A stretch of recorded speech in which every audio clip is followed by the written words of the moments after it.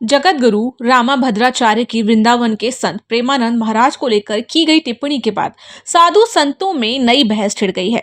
ज्योतिष पीठ के शंकराचार्य स्वामी अविमुक्तेश्वरानंद सरस्वती ने पूरे विवाद पर तीखी प्रतिक्रिया दी और कहा कि वो दिन भर संस्कृत में ही भगवान के नाम का उच्चारण कर रहे हैं। अगर आपको दिखाई नहीं देता तो क्या सुनाई भी नहीं देता?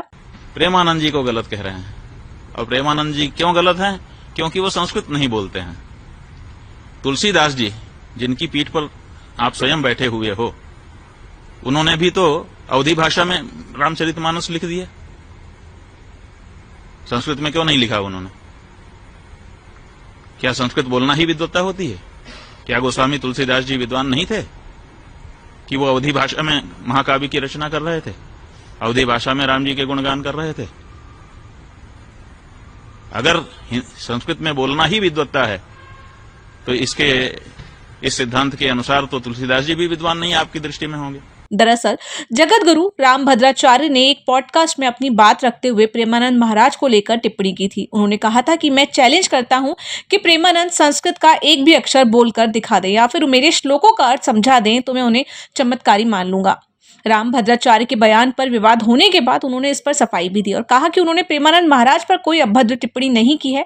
जब भी प्रेमानंद जी उनसे मिलने आएंगे तो वे उन्हें हृदय से लगाएंगे। वो उनके पुत्र समान हैं। रही बात प्रेमानंद की, मैंने प्रेमानंद जी के लिए कोई भी अभद्र टिप्पणी नहीं की है। वे मुझे मेरी दृष्टि में एक बालक तो पुत्रवत है। मेरी अवस्था भी बड़ी है। एक आचार्य होने के नाते मैं सबको कहता हूं कि संस्कृत का अध्ययन करना चाहिए।